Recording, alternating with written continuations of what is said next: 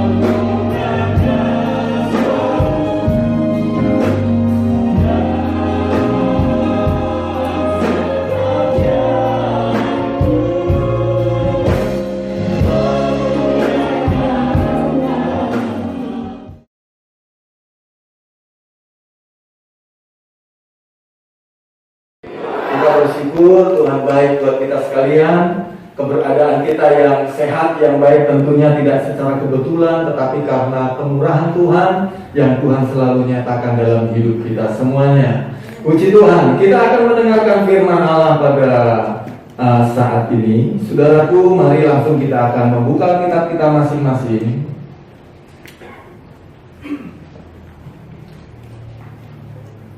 Kita akan membuka di dalam Injil Yohanes pasalnya yang keempat, ayat yang ke-23 dan 24. Karena tema ibadah kita malam hari ini adalah berbicara tentang penyembahan.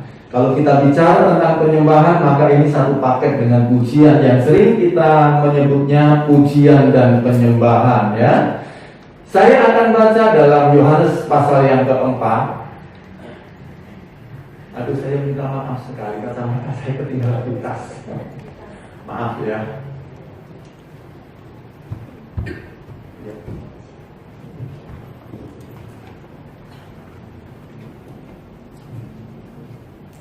Baik, terima kasih. Ya, saya akan membaca dalam Injil Yohanes pasal yang keempat, ayatnya yang ke-23 dan 24. Mohon jemaat memperhatikan dalam Alkitab masing-masing dengan baik dan seksama, ya. Demikianlah firman Allah. Tetapi saatnya akan datang dan sudah tiba sekarang, bahwa penyembah-penyembah benar akan menyembah Bapa dalam roh dan kebenaran. Sebab Bapa menghendaki penyembah-penyembah demikian. Allah itu roh, dan barang siapa menyembah Dia harus menyembahnya dalam roh dan kebenaran. Katakan amin. Saudaraku yang dikasihi Tuhan, ayat ini punya latar belakang perjumpaan Yesus dengan seorang perempuan atau wanita Samaria di sumur Yakub. Dan saudaraku yang dikasihi Tuhan, sampai pada masa itu orang Yahudi tidak bersahabat dengan orang Samaria. Dan ini ketidakharmonisan ini sudah berjalan cukup lama, ya. Dari abad yang ke-6 sebelum Masehi, saudaraku yang dikasihi Tuhan, ketidakharmonisan ini terjadi antara orang-orang Samaria dengan orang-orang Yahudi. Dan saudaraku yang dikasihi Tuhan, orang-orang Samaria, ya, ini Samaria adalah ibu kota Israel Utara. Saudaraku yang dikasihi Tuhan, sementara Yerusalem adalah ibu kota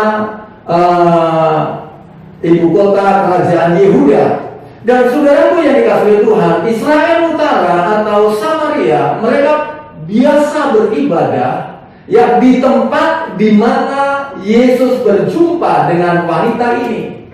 Ya, mereka berjumpa di gunung yang bernama Gunung Gerizim, dan inilah tempat bagi orang-orang Samaria untuk datang menyembah Tuhan, beribadah kepada Tuhan. Lalu orang-orang Yahudi sendiri, ya, selama ini mereka beribadah berpusat di Yerusalem. Nah, saudara-saudaraku yang dikasihi Tuhan, baik Gunung Gerizim maupun Yerusalem adalah bagi mereka masing-masing adalah tempat untuk menyembah Tuhan.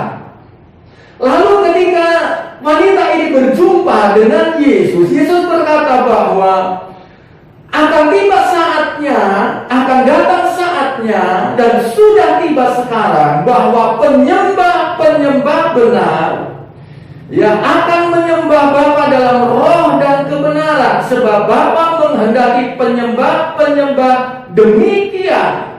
Saudara, dalam ayat-ayat sebelumnya katakan bahwa tiba saatnya orang menyembah Bapa tidak lagi di gunung ini maupun di Yerusalem. Ya, nah saudaraku yang dikasihi Tuhan, setiap orang yang beragama, yang mempunyai kepercayaan, ya, itu selalu di dalam hubungannya dengan yang dia percayai tidak bisa lepas dengan apa yang disebut dengan menyembah atau penyembahan. Demikian orang Samaria ataupun orang Yahudi, mereka punya kebiasaan, saudaraku, menyembah Tuhan. Dan ini memang diajarkan oleh Alkitab, menyembah Tuhan. Saudara-saudaraku yang terkasih dalam Tuhan, tentu kalau kita bicara tentang penyembahan, saudaraku yang dikasihi Tuhan, ini adalah satu hal yang sangat tidak asing lagi bagi kita gereja Tuhan.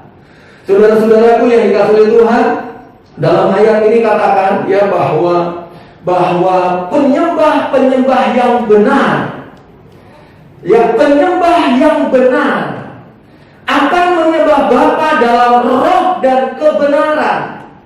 Saudara, kata menyembah tentu saya di sini saat ini tidak menerangkan ya berasal dari akar kata apa ya tentang kata menyembah ini. Ada banyak ya diambil baik dari perjanjian lama dalam bahasa Ibrani ya maupun dalam perjanjian baru Yunani yang menjelaskan tentang menyembah. Nah, saudara, sebagai orang percaya juga ya kita tidak lepas ya dalam kekristenan, kita juga tidak lepas dari aktivitas penyembahan. Saudaraku yang dikasihi Tuhan, penyembahan atau pujian dan penyembahan, saudara, kata penyembahan ya berasal dari kata dasar sembah. Dari kata dasar sembah muncullah dua istilah yang nilainya, bobotnya sama. Dari kata sembah muncullah kata penyembahan, itu pertama. Lalu yang kedua muncullah kata persembahan. Jadi dua istilah ini adalah dua hal yang sangat penting untuk diperhatikan dan diterapkan dalam gereja Tuhan. Gereja Tuhan yang dewasa makin dekat dengan Tuhan, makin lekat dengan Tuhan, dia akan hidup dalam penyembahan, katakan amin. Tapi dia juga tidak mengabaikan persembahan. Saudara-saudaraku yang dikasihi Tuhan, kata penyembahan, saudaraku yang dikasihi Tuhan, kalau dalam perjanjian lama ada istilah barak, ada istilah sakah. Kalau dalam perjanjian baru ada istilah lautreio, ada istilah sebomas, ada istilah proskuneo. Saudara, satu intisari yang saya bisa jelaskan, sampaikan kepada saudara dari kata menyembah ini adalah, saudaraku yang dikasihi Tuhan, satu tindakan, aktivitas menghormati Tuhan. Ini esensi dari penyembahan, yaitu menghormati Tuhan. Saudaraku yang dikasihi Tuhan, menghormati Tuhan ini adalah sebuah esensi. Nah, sementara orang-orang yang menghormati Tuhan dengan penyembahannya, saudara yang dikasihi Tuhan, akan diikuti ya oleh ekspresi tubuh yang bagi masing-masing orang mungkin akan berbeda-beda. Sekali lagi, orang yang datang menyembah Tuhan, dia datang untuk menghormati Tuhan. Bicara tentang menghormati Tuhan berarti bicara tentang sikap hati. Ini adalah intisari dasar atau esensi dari penyembahan. Saudaraku yang dikasihi Tuhan, ekspresi orang ketika menyembah Tuhan bisa berbeda-beda. Ada orang yang hanya duduk diam, mungkin tangan cuma seperti ini, tetapi dia sudah menikmati hadirat Tuhan luar biasa, sampai dia menangis dalam hadirat Tuhan. Sementara ada orang lain mungkin dengan ekspresi yang melompat-lompat, yang bersuka cita. Saudaraku yang dikasihi Tuhan, ada ekspresi orang menyembah Tuhan, menghormati Tuhan sambil mengangkat kedua belah tangan. Ada yang tersungkur, saudaraku, ada yang berlutut dan lain sebagainya. Itu adalah ekspresi. Saudaraku yang dikasihi Tuhan, tetapi Tuhan kita adalah Tuhan yang menyelidiki dan melihat sampai ke dasar hati kita. Tuhan tidak bisa dibohongi dengan ekspresi kita. Mohon perhatikan, saudara, Tuhan kita ya, ketika kita datang, yang kita katakan kita datang menyembah Dia. Sementara menyembah itu esensinya adalah menghormati Tuhan. Lalu orang yang menghormati Tuhan itu ekspresinya bisa bermacam-macam. Tetapi sekali lagi, ya, Tuhan tidak bisa dibohongi. Ya, hati kita, sikap hati kita, ya, menghormati Tuhan atau tidak dengan ekspresi kita. Tuhan tidak bisa dibohongi. Saudara-saudaraku yang dikasihi Tuhan, ya, jadi menghormati Tuhan ini bicara tentang sikap hati. Nah, saudaraku yang dikasihi Tuhan, bicara tentang ekspresi atau cara orang menyembah Tuhan, itu sikap tubuh itu bisa berbeda-beda. Oleh sebab itu di dalam kekristenan, saudara, tidak dibuat satu format orang menyembah Tuhan itu dengan tubuh yang harus demikian. Tidak, saudara. Ya, saudara, ada yang menyembah Tuhan mengangkat tangan, ada yang menyembah Tuhan tersungkur. Saudara, kalau saya pribadi berdoa di rumah, ambil kesempatan waktu berdoa di rumah, saudaraku, saya punya tempat doa selain di kamar, di gereja, di belakang mimbar. Saya berlutut, saya duduk, kadang saya agak meniarap, kadang saya seperti orang sujud. Saudara, itu menghormati Tuhan. Tetapi saudara, lebih daripada ekspresi tubuh saya, Tuhan melihat sampai jauh kedalaman hati saya. Hati yang menghormati Tuhan. Saudaraku yang dikasihi Tuhan, jadi kita harus bedakan antara esensi dengan ekspresi kita. Saudara, kalau kita melihat di dalam Alkitab sendiri, dari zaman bapak-bapak leluhur Israel, mereka menyembah Tuhan dengan cara membangun mezbah dan memberi korban persembahan. Ya, mereka menyembah Tuhan dengan cara membangun mezbah dan memberi korban persembahan, dan mereka sujud menyembah Tuhan. Itu ekspresi mereka, tapi esensinya sama. Ya, saudara, yaitu dengan cara yang demikian mereka menghormati Tuhan. Itu bapak-bapak leluhur Israel. Lalu maju lagi sama Musa, saudara, orang menyembah Tuhan, ya, dengan cara yang sudah mulai berbeda lagi.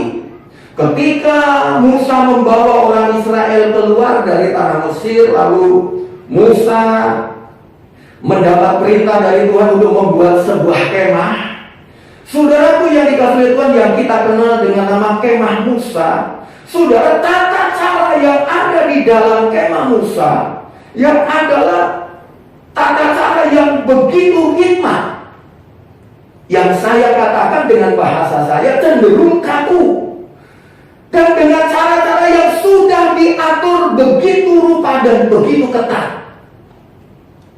Saudaraku yang dikasihi Tuhan, begitu hening di dalam kemah Musa, khususnya di dalam ruang suci. Saudara, begitu hening, tidak sembarang orang bisa masuk. Hanya para imam, pelayan-pelayan kemah Musa yang bisa masuk ke sana. Dan itulah memang, saudara, cara yang ditunjukkan oleh Tuhan kepada Musa bagi orang Israel untuk mereka menyembah Tuhan. Memang caranya demikian. Saudaraku yang dikasihi Tuhan, lalu setelah zaman Musa, masuklah zaman Daud. Caranya, ekspresinya berbeda lagi. Jadi saya mau jelaskan pada saat malam hari ini, kita harus tahu esensi penyembahan, menghormati Tuhan, tapi ekspresi bisa berbeda-beda.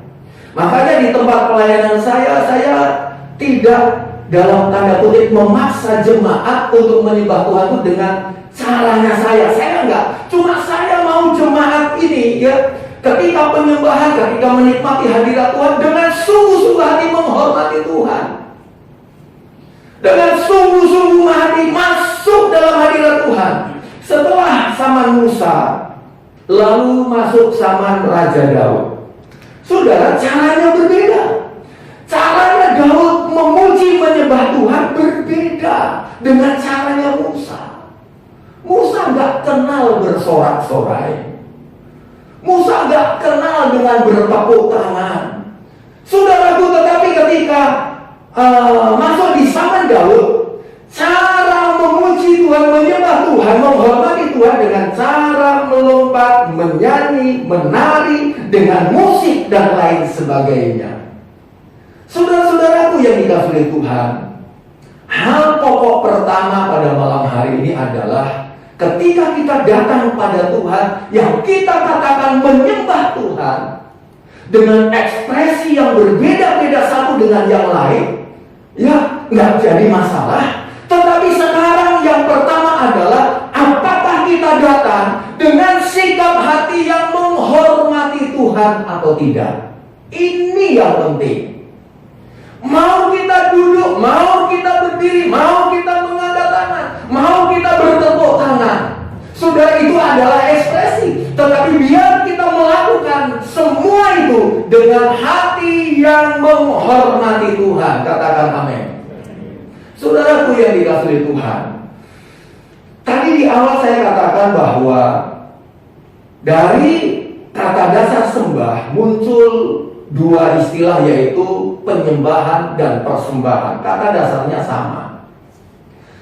Saya berpikir begini, kalau penyembahan itu identik dengan mengangkat tangan, kalau penyembahan itu identik dengan sujud syukur kepada Tuhan, apakah itu cukup? Misalnya itulah ukurannya. Katakan itulah ukurannya. Kalau itu menjadi ukuran orang menyembah Tuhan, apakah kehormatan, kemuliaan, kebesaran Tuhan cukup hanya kita berikan penyembahan dalam bentuk kita mengangkat tangan, sujud atau tersyukur? Tidak cukup. Saudaraku yang dikasihi Tuhan, segala kebesaran dan kemuliaan Tuhan, Dia tidak kekurangan apa-apa, Dia tidak butuh apa-apa dari kita. Lalu ada muncul kata persembahan. Apapun bentuk dan nama persembahan yang kita bawa pada Tuhan, sebenarnya, mohon perhatikan, jangan salah paham, jangan gagal paham. Tuhan tuh nggak perlu persembahan kita. Tetapi kenapa Dia ajarkan persembahan? Karena Dia mau melatih kita dengan penyembahan, dengan persembahan itu, dengan hati, melatih hati kita, melatih sikap hati kita untuk bisa menghormati Dia. Saudara yang dikasihi Tuhan, Tuhan ajari kita menyembah, Tuhan ajari kita membawa persembahan. Sebenarnya satu saja yang Dia incar dalam diri kita, yaitu apa? Dengan penyembahan, dengan persembahan, kita menghormati Dia. Dia nggak kekurangan apa-apa. Kita bawa persembahan, kita bawa penyembahan, kita nggak bawa penyembahan, kita nggak bawa persembahan, tidak mengaruh pada eksistensinya Tuhan. Tidak berpengaruh bagi Tuhan. Tetapi Dia ajarkan kita lakukan semua itu untuk kita memiliki hati atau sikap hati yang tahu menghormati Tuhan. Ini yang Tuhan cari. Tuhan gak cari bagaimana kita mengangkat tangan. Tuhan gak tertarik. Tetapi ketika kita mengangkat tangan dengan hati yang menghormati Dia, itulah yang membuat Tuhan tertarik. Tuhan gak tertarik dengan jumlah persembahan kita, tapi Tuhan lebih tertarik dengan persembahan yang kita bawa. Dengan cara ini Tuhan, aku menghormati Engkau. Kalau saya mengajari jemaat berhubungan dengan persembahan, saya mengajarkan begini, saudara, kalau saudara kasih persembahan, mungkin persembahan kolekte, mungkin milik Tuhan atau apapun, ya, saudara harus bawa itu dengan hati yang penuh syukur, sukacita, dan hormat kepada Tuhan. Sebab apa? Tuhan gak perlu apa yang kau bawa, saya bilang. Tetapi Tuhan ajarkan itu untuk kita bisa menghormati Dia dengan apa yang kita bawa. Saudara-saudaraku yang dikasihi Tuhan, hal menghormati Tuhan ini kan menyangkut sikap hati. Kalau kita menilai sesama hanya yang nampak luar fisik yang kelihatan, tetapi tidak bisa kita mampu melihat hati seseorang. Nah saudara, ekspresi bisa menipu. Itulah sebabnya Tuhan tidak terlalu tertarik, tertuju fokus pada ekspresi kita saat kita menyembah. Tapi Tuhan lebih fokus memperhatikan sikap hati kita. Tuhan melihat sikap hati yang menghormati Dia. Coba kita membaca di dalam Maleakhi. Kita membuka dalam Maleakhi pasalnya yang ke-1.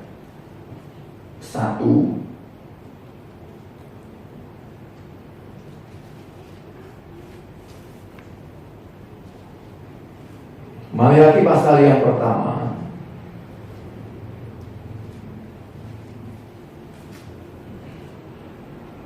Iya.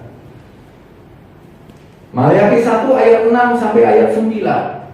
Saya baca.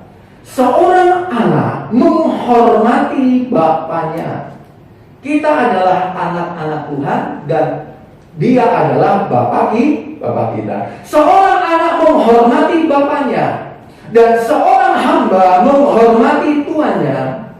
Jika aku ini Bapa, di manakah hormat yang kepadaku itu? Maleakhi 1 ayat 6 sampai ayat 8. Ini bicara tentang bagaimana umat Tuhan menghormati Tuhan. Ayat selanjutnya, jika aku ini Tuhan, di manakah takut yang kepadaku itu? Firman Tuhan semesta alam kepada kamu, hai para imam yang menghina namaku. Tetapi kamu berkata dengan cara bagaimana kami menghina namamu. Kamu membawa roti cemar ke atas mezbahku, tetapi berkata, dengan cara bagaimanakah kami mencemarkannya? Dengan cara menyangka meja Tuhan boleh dihinakan. Ayat 8.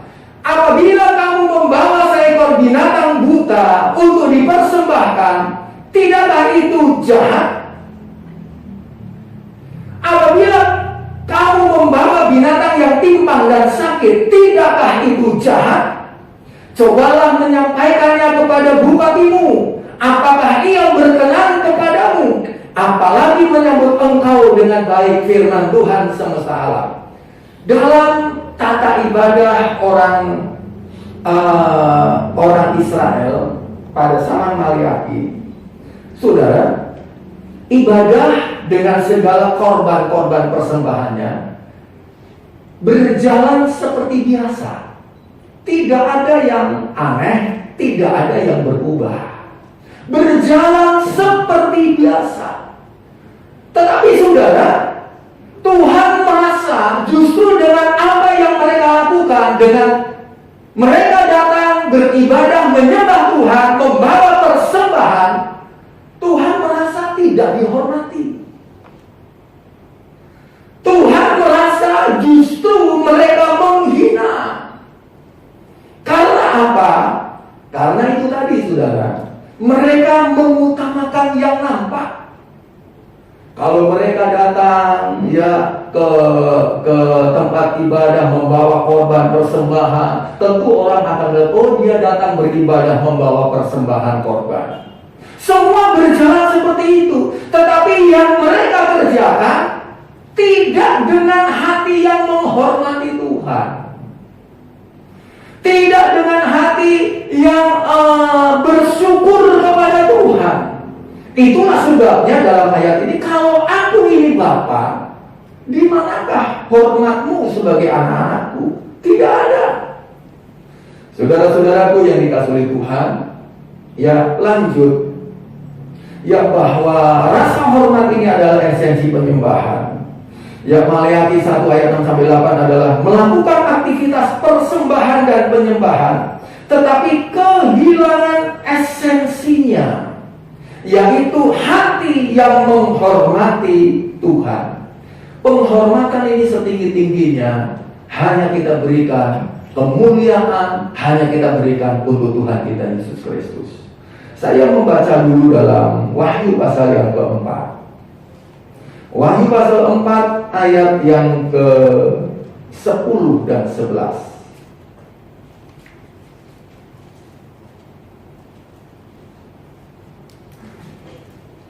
Saya baca, demikianlah firman Tuhan, Wahyu pasal 4 ayat 10 dan 11. Maka tersungkurlah ke-24 tua-tua itu di hadapan Dia yang duduk di atas tahta itu, dan mereka menyembah Dia yang hidup sampai selama-lamanya. Dan mereka melemparkan mahkotanya di hadapan tahta itu sambil berkata, 24 tua-tua ini punya mahkota, tapi ketika mereka menyembah Tuhan, mereka melemparkan mahkotanya. Mahkota itu bicara kehormatan, kemuliaan. Mereka lemparkan di hadapan anak domba. Lalu ayat 11, saudaraku, ayat yang ke-11, ya Tuhan dan Allah kami, Engkau layak menerima puji-pujian dan hormat dan kuasa, sebab Engkau tidak menciptakan, sebab Engkau telah menciptakan segala sesuatu, dan oleh karena kehendak-Mu semuanya itu ada dan diciptakan. Ayat 24. Pasal 7 ayat 11 dan 12 ya, pasal 7 ayat 11 dan 12. Saya baca. Dan semua malaikat berdiri mengelilingi tahta dan tua-tua dan keempat makhluk itu. Mereka tersungkur di hadapan tahta itu dan menyembah Allah sambil berkata, Amin. Puji-pujian dan kemuliaan dan hikmat dan syukur dan hormat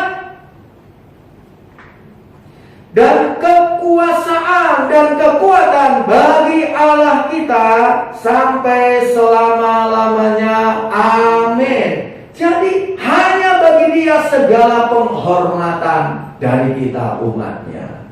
Saudaraku, bagian yang ketiga yang terakhir adalah bahwa saudara, ketika umatnya menyembah Tuhan, saudaraku yang dikasihi Tuhan, ya ketika umatnya sujud menyembah kepada Tuhan, saat itulah ya di mana kita punya saat yang terbaik untuk kita menikmati kemurahan Tuhan, jamahan Tuhan dan lawatan Tuhan. Saat kita menyembah Tuhan, saat itulah kita sedang menyingkir sesaat, ya, dari segala hiruk pikuk dan kesibukan dan kepentingan duniawi kita. Saudara-saudaraku yang dikasihi oleh Tuhan, bahkan kita berada dalam suasana hadirat Tuhan, ya, dalam suasana sorga yang lepas dari segala macam tekanan, yang lepas dari segala macam rasa takut, rasa gelisah yang muncul datang dari dunia ini. Coba kalau kita melihat hari-hari ini, siapa yang tidak takut dengan pandemi yang ada? Sejak 3 hari terakhir ini di komplek pelayanan kami agak terasa genting gitu, saudara. Masjid itu selalu diumumkan pagi, sore, siang, bergerak terus, saudara, dari hari Senin. Anak-anak dilarang main, pintu-pintu gerbang semua ditutup. Siapa yang tidak takut ketika mendengar seperti itu? Secara manusia takut, saudara, tetapi saat kita menyembah Tuhan, justru pada saat itulah kita sedang membawa diri kita menyingkir dari segala macam hal apa yang bisa menguasai hati kita. Kita menyingkir sesaat dari segala macam keadaan, dari segala macam kelelahan kita. Kita menyingkir dalam hadirat Tuhan. Jemaat sekalian yang dikasihi oleh Tuhan, satu saat dalam Matius pasal 17 ayat 1 sampai ayat 4, 3 orang murid Yesus dibawa Yesus ke sebuah gunung yang tinggi. Lalu di sana Yesus berubah rupa, berbicara dengan Musa dan dengan Elia. Lalu Petrus berkata, Tuhan, betapa berbahagianya kami berada di tempat ini. Kenapa Petrus katakan demikian? Dia melihat Yesus dalam kemuliaannya. Ketika saudara masuk dalam pujian penyembahan, menikmati kemuliaan Tuhan, terlepas dari sarana, fasilitas, terlepas dari apapun, saudara, yang mengiringi ibadah kita. Ketika kita menikmati hadirat Tuhan, rasanya bahagia. Rasa bahagia itu bukan karena ditentukan dengan situasi yang ada di sekitar, bukan. Tapi bahagia yang dialami, dirasakan oleh murid-murid Tuhan, oleh Petrus, Yakobus, Yohanes adalah apa? Ketika mereka melihat Yesus dalam kemuliaannya. Saudara, kalau kita masuk dalam hadirat Tuhan, sukacita kita itu luar biasa. Asal kita menikmati hadirat Tuhan. Saudaraku yang dikasihi oleh Tuhan, ya, ini yang penting, menikmati hadirat Tuhan. Bahkan saat kita masuk dalam hadirat Tuhan, saudaraku yang dikasihi oleh Tuhan, saat kita membawa penyembahan kita kepada Tuhan, kalau kita menoleh sedikit sekilas dari kemah Musa. Dalam kemah Musa itu ada halaman, ada ruang suci, ada ruang maha suci. Di halaman itu ada mezbah korban bakaran, lalu ada kolam pembasuhan. Ini halaman. Lalu di kemah di ruang suci ada meja roti pertunjukan, ada kaki biar, lalu di depan, ya, dekat dengan tirai yang memisahkan ruang suci dengan ruang maha suci, di sana ada mezbah ukupan. Penyembahan kita kepada Tuhan digambarkan, ya, seperti mezbah ukupan yang letaknya paling dekat dengan ruang maha kudus. Artinya apa? Artinya, saudaraku yang dikasihi Tuhan, orang percaya yang hidup dalam terang firman, yaitu apa? Terang firman Allah, yaitu roti hidup yang digambarkan dengan apa? Roti pertunjukan. Lalu juga ada kaki dian. Saudaraku bicara tentang kepenuhan Roh Kudus. Lalu saudara di depan itu ada mesbah dupa. Saudara, kalau kita ingin benar-benar jiwa kita terbebas, merdeka dari segala macam intimidasi, ketakutan yang bisa datang kapan saja dari dunia ini, saudara harus tinggal di ruang suci. Ini gambaran semua, saudara. Sebab begini, saudara, di dalam kemah Musa, ruang suci itu adalah satu kemah, saudaraku yang dikasihi Tuhan. Ya, ruang suci dan ruang maha suci, saudara, dalam Keluaran 26 adalah satu ruangan, satu kemah yang ditutupi dengan beberapa lapis kain lenan. Lalu ditutupi juga dengan kulit domba. Lalu yang paling atas ditutupi juga dengan kulit lumba-lumba. Saudara, yang ingin saya sampaikan begini. Posisi anak-anak Tuhan yang selalu hidup dekat dengan Tuhan dalam pujian penyembahan, ibarat orang yang berada posisinya di dalam kemah suci. Di dalam kemah suci, suasananya berbeda jauh dengan yang ada di halaman. Yang ada di halaman ketika hujan, panas, terik, mereka alami itu. Tetapi mereka yang ada di dalam kemah suci, ruang suci, saudara, ini adalah satu ruangan, tempat yang nyaman dan aman. Kalau misalnya datang badai, saudaraku, angin yang membawa debu dan lain sebagainya, saudara, itu menimpa yang ada di luar dengan yang ada di halaman. Tetapi di dalam kemah suci mereka aman. Artinya apa? Artinya begini, saudara, bahwa anak-anak Tuhan yang hidup dekat dengan Tuhan, hidup senantiasa dalam pujian dan penyembahan, hatinya dijagai oleh Tuhan. Saya katakan pada jemaat ini, saudara, kalau saudara mau berkemenangan dalam Tuhan, rasa bahagia hidup dekat dengan Tuhan, tidak cukup engkau bersekutu dengan Tuhan hanya dalam atau saat jam-jam ibadah atau persekutuan di gereja. Saudara harus punya jam doa pribadi, penyembahan pribadi dengan Tuhan. Saudara akan mengalami banyak kekalahan, saudara akan pontang-panting dengan keadaan. Kalau kita tidak punya jam khusus untuk pujian penyembahan dengan Tuhan. Pujian penyembahan kita dengan Tuhan itulah yang akan membawa kita seperti saudaraku dalam kemah Musa. Saudara, membawa kita rasa aman, rasa sentosa, rasa terlindungi. Saudara-saudaraku yang dikasihi Tuhan, di tengah-tengah situasi dunia yang ada saat-saat ini, yang sedang gempar dengan pandemi ini, saudara, siapa yang bisa menjamin kita selamat? Tidak ada. Semua orang takut, saudara. Semua orang takut. Saya mengajak saudara menikmati Tuhan. Kalau saudara menikmati Tuhan, tidak ada rasa takut.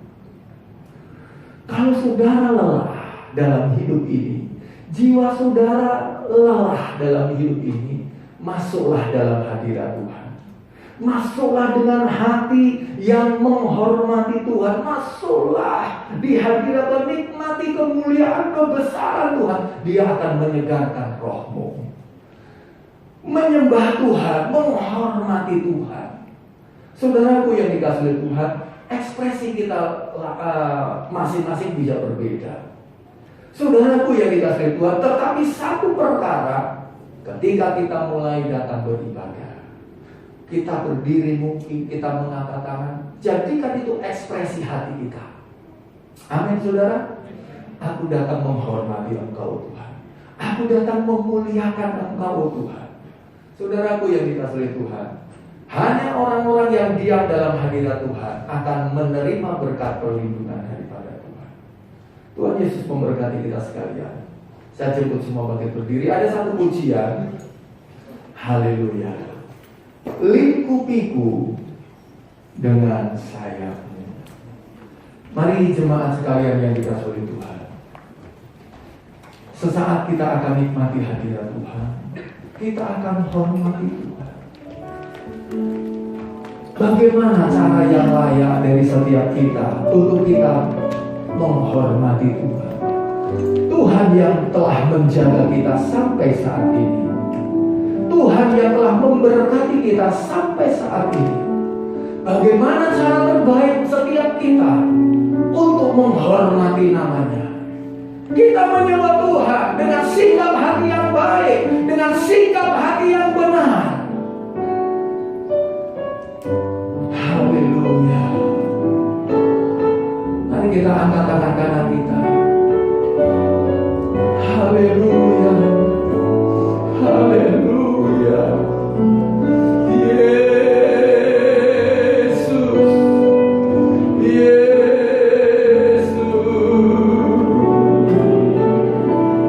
Angkat hatimu di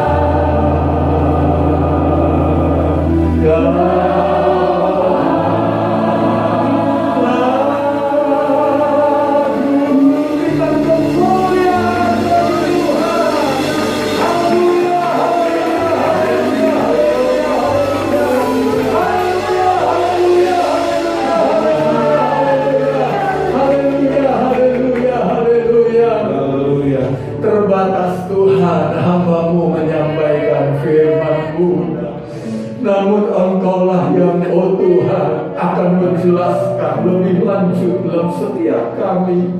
Ajari kami menghormati Engkau. Ajari kami merendahkan hati dan diri kami serendah-rendahnya di hadapan Tuhan. Tuhan, haleluya, berikan kepada kami semua hati yang sungguh menghormati Tuhan. Lewat penyembahan kami, lewat persembahan kami, ajari kami, oh Tuhan, menghormati nama-Mu yang kudus, nama-Mu yang besar, dan nama-Mu yang mulia itu Tuhan. Terima kasih Bapa. Terpujilah nama-Mu dari saat ini sampai selama-lamanya. Terima kasih kami sudah mendengar firman-Mu. Terima kasih, tanamkan firman-Mu dalam hati kami semua. Firman-Mu bertumbuh dan berbuah-buah, sehingga kami menjadi penyembah-penyembah Tuhan. Bukan hanya di gereja ini saja saat kami berhimpun bersama, tapi di setiap keluarga kami masing-masing, di setiap rumah tangga kami masing-masing. Kami tampil sebagai penyembah-penyembah Tuhan yang benar, yang menyembah Tuhan dalam roh dan kebenaran. Terima kasih Bapa, mengucap syukur, sambut berita firman Tuhan di dalam nama Tuhan kami Yesus Kristus. Haleluya, haleluya, haleluya. Amin. Puji Tuhan, Tuhan memberkati. Silakan duduk waktu dan tempat saya kembalikan pada pembawa acara. Puji Tuhan.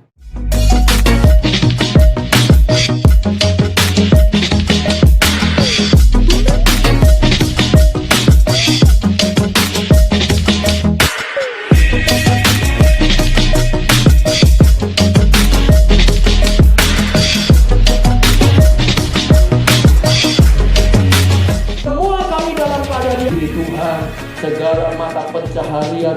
Haleluya, haleluya. Anda yang Yesus Kristus dari saat ini sampai